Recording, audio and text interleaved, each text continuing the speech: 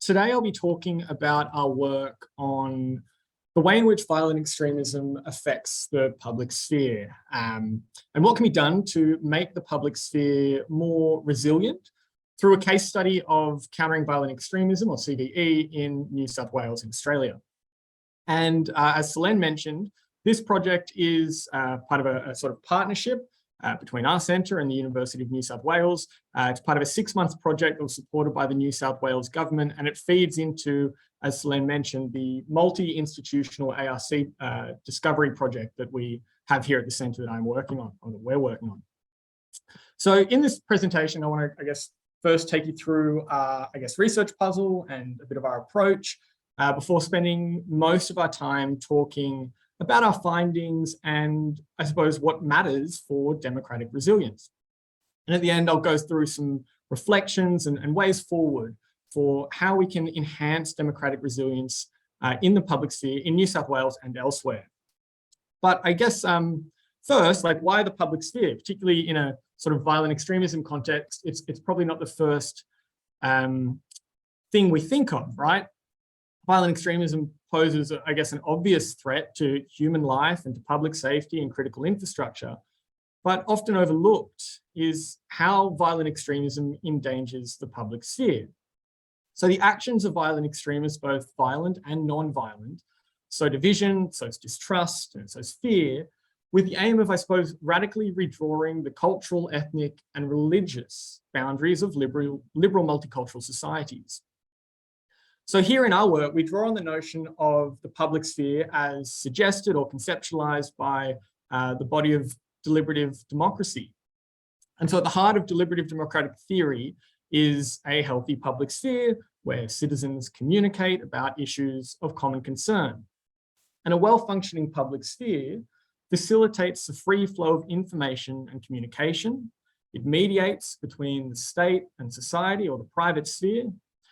It enables the formation of shared identities, alliances, solidarities, and connections across difference, which are really crucial in a multicultural society. When the public sphere is fractured and when it's polarized, it loses, however, this capacity to generate the kind of inclusive deliberation on which healthy democracy depends from a deliberative perspective. So the actions of violent extremists, sorry, there's just a message in there. Oh, apparently my screen isn't sharing, sorry. Let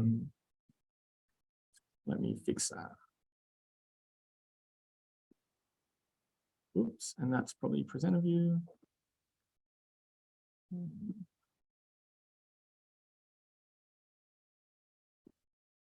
There we go, hopefully we can see that now. Terribly sorry that I only just clocked that. Thanks for the heads up. So how does violent extremism, relate to or impact the public sphere?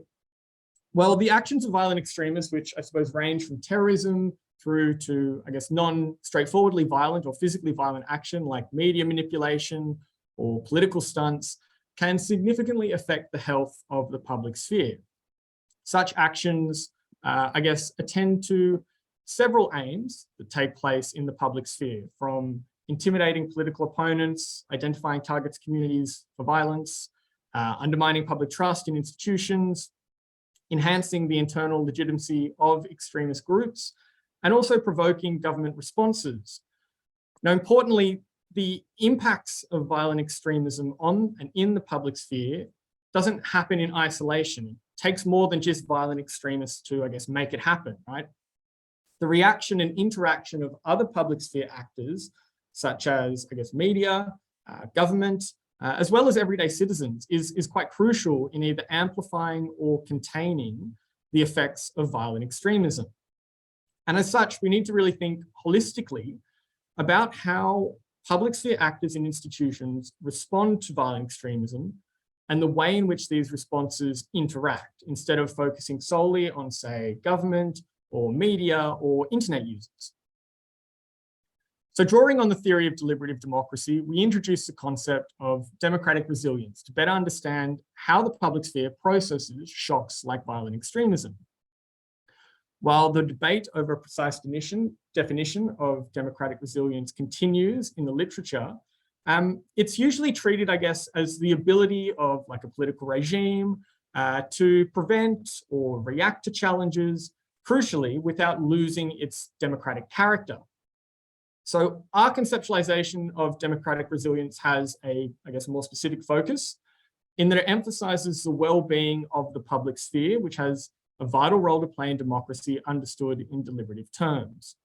A democratically resilient public sphere is one that we argue sustains integrative and tolerant public discourses when subjected to shocks such as violent extremist threats or attacks. It has the capacity to contain and to process provocations in a fashion that maintains and perhaps even strengthens the democratic integrity of our society.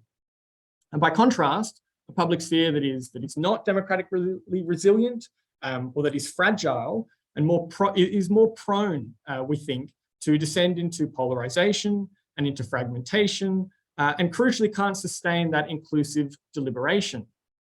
So, for example, a more democratically resilient public sphere or public sphere response might be how New Zealand responded to the 2019 Christchurch massacre, while a fragile or not democratic response in the public sphere might be the way that the United States, and I suppose really much of the global north, reacted to 9/11.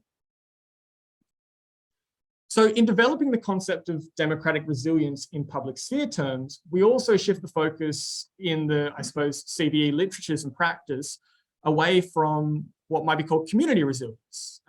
Community resilience has a really socially orientated approach. It's located, as the name suggests, in communities and is generally defined in terms either sort of spatially or culturally, focusing on social cohesion, social capital, dense networks of trust, and I suppose broader community relations. But I suppose there's an issue with this community resilience approach in that it has become very closely associated with the creation of suspect communities, and particularly the marginalization and securitization of Muslim communities in a post-9/11 context. So the issue here, I suppose, is that it simultaneously marks such communities as both, on the one hand, responsible for producing violent extremism, but simultaneously responsible also for countering violent extremism. By contrast, our democratic resilience approach shifts this attention away from communities to the actors and practices and institutions of the public sphere. And this includes government and news media, and how their actions, I suppose, may contribute to the prevention and even the uptake of violent extremism. So this opens whole new ways to think not only about resilience, but also the impacts of violent extremism on our society, and I suppose who should be responsible for addressing these challenges. So to understand how the public sphere can, I guess, better respond to violent extremism, we undertook a case study of how countering violent extremism, or CVE, is implemented in New South Wales in Australia. And empirically, this involved a document analysis of all publicly available government documents on CVE in New South Wales, as well as a review of international best practice in social cohesion and CVE space. And this was supplemented by 14 semi-structured interviews with the New South Wales government stakeholders, civil society, media and academics working in the areas of violent extremism, in social cohesion and democracy, which we conducted between about February and July of this year. So our aim here in this empirical work and in the report, I guess more broadly, is not to draw generalizations necessarily, but to, I guess, refine and to contextualize this concept of democratic resilience that we're introducing, so as to better inform government policy and practice. And as a result of our empirical research, we identified 7 factors or ingredients maybe that matter for democratic resilience in the public sphere. And these are what I want to speak to now. So the sort of first thing that comes to mind is the language that government and political leaders use to talk about violent extremism and the impacts of violent extremism. And this is really quite incredibly important for determining the character of the public sphere, particularly in the wake of a violent extremist attack or violent extremist threats. The way in which government and political leaders articulate their response can really inform and reassure. It can establish media framings, It can shape future policy responses and commemoration efforts, or as one of our interviewees told us, it can basically give the terrorists what they want in furthering polarization, furthering stigmatization, marginalizing minority groups and creating suspect communities.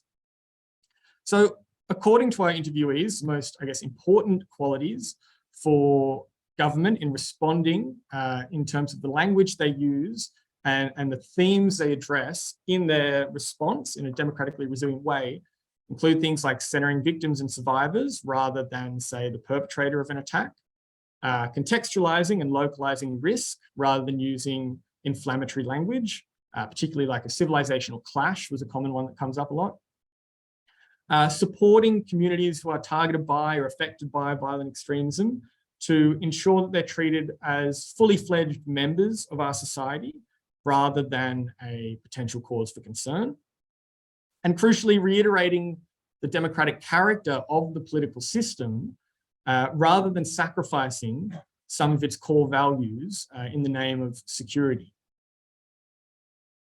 So second, how countering violent extremism is understood and implemented matters for the democratic resilience of our public sphere. CVE is generally framed as distinct from counterterrorism and wider law enforcement and intelligence gathering objectives. And in New South Wales, CVE is largely led by social policy agencies, such as Multicultural New South Wales, rather than law enforcement, New South Wales Police. Now, while this distinction is very clear from the perspective of government stakeholders we interviewed, as our interviews with pretty much every other group indicated, it's not clear at all to the wider public. And these concerns were frequently reiterated, particularly with regard to the way in which the overlap between CVE and law enforcement and intelligence and counterterrorism perpetuates the securitization and stigmatization of Muslims living in Australia. Now, the New South Wales government is actually quite forthright in acknowledging these issues, but the ongoing overlap between CVE and counterterrorism particularly continues to undermine the capacity for community engagement and the broader social cohesion objectives which underpin the New South Wales CVE program. At the same time, though, the inclusion of social cohesion objectives under the CVE umbrella was also pointed to as potentially raising new challenges by inadvertently reproducing stigmatization through social cohesion work. Third, the public sphere can't be democratically resilient if members of society feel marginalized and are unable to, I suppose, participate confidently in public life in the public sphere. So again, in particular, Muslims have experienced increased stigmatization since 9/11 in many countries, including Australia. And our interviewees identified this as a key barrier to a democratically resilient public sphere. The question of stigmatization also relates somewhat to tolerance, which is, in this context, the capacity for the public sphere to voice and to process contentious issues.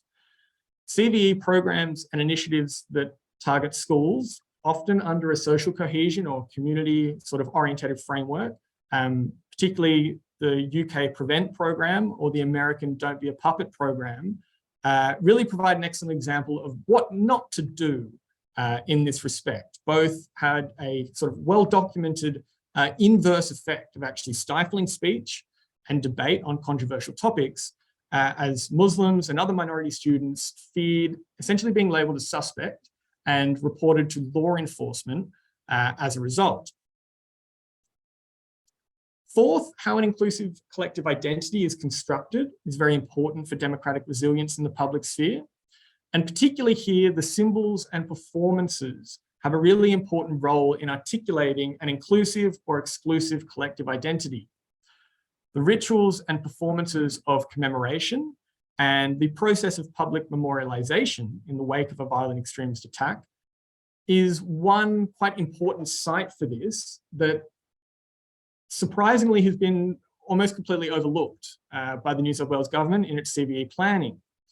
So ideally, democratically resilient memorialization and commemoration should invite reflection and negotiation of violent extremist attacks. It should challenge violent imagery, and it should honor the victims and survivors. it should also, or rather it does also require a duty to, I suppose, remember and to work through the past. And so for New South Wales, which is of course the home state of the white supremacist Christchurch shooter, this requires a quite serious engagement and reckoning with far-right extremism and white supremacism in our state and in Australia more broadly. Fourth, civil society needs to be engaged in a meaningful way. The perception of a lack of, I guess, meaningful deliberation, of a limited range of perspectives in community engagement was really seen among our interviewees, particularly at the civil society level, as undermining any potential partnership or collaboration with government, issues with funding certainty and continuity, and in terms of personnel, with this sort of inevitable churn of governments in the public sector, was really seen at making this sort of vibrant civil society network quite difficult to establish. And our interviewees persistently pointed to this as sort of undermining trust, creating organizational uncertainty, undermining the continuity of skills and knowledge building, and inhibiting interorganizational relationships. So New South Wales government needs to really address this sort of civil society angle, and this is quite important more broadly for democratic resilience. But of course, the flip of this is that civil society itself is not a panacea to violent extremism. Civil society organizations can and have provided support for anti-democratic movements. And so I guess thinking back to the previous seminar in this series with Eric Lundberg, a democratically resilient public sphere, it really needs civil society organizations that actively contribute to democracy by undermining extremist infrastructures and reducing the scope of their activities, like the Ashfield Community Action in Sydney, or by sort of simultaneously pushing back against the state response to anti-democratic threats, which in themselves may actually undermine democratic principles. Sixth, how the media reports on violent extremism has a very real potential to undermine, or I guess enhance, democratic resilience in the public sphere. And this was perhaps the one point more than anywhere, or theme, that all of our different interviewees kind of agreed on. Everyone, I suppose, really realized that the media is a big problem here, and the way in Australia in which it reports on violent extremism. Of course, there are great difficulties, particularly for government, in sort of engaging with media, because free press is obviously extremely important. But there are serious issues here in terms of the harmful framing of communities affected by violent extremism and the way in which these can lead to a fracturing of the public sphere through stigmatization.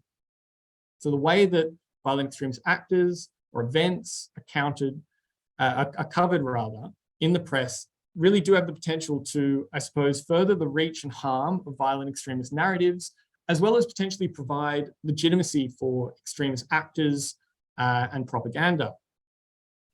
What we need is essentially best practice guidelines for reporting on sensitive topics like violent extremism. And these already exist. We have pretty extensive and widely accepted best practice guidelines for things like suicide, which provide perhaps a model of how to approach it for a topic like violent extremism or terrorism. And so reporting on violent extremism really needs to be guided by an approach that aims to minimize harm, that aims to inform the public without giving violent extremists the oxygen of amplification. But unfortunately, there are currently no substantive guidelines in place for how to do this within most individual media organizations, or more broadly in terms of like with the Australian Press Council. So lastly and relatedly, there's also the matter of how we address dis, and malinformation, or what we might call information pollution. This has a really important impact on, I guess, the quality of and the health of our public sphere.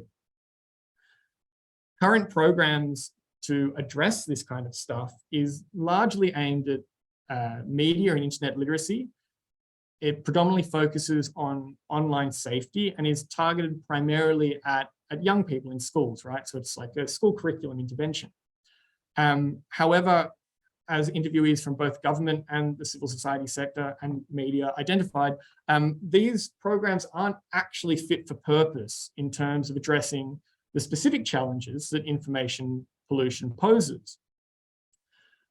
Even beyond that, and the sort of need to improve and tailor media literacy programming and expand it to a wider audience, while this is all really important, approaches that only address individual critical thinking are also not enough. I mean, thinking in broader public sphere terms, we also need to think about the infrastructures, both technological and policy, that allow this kind of content to proliferate.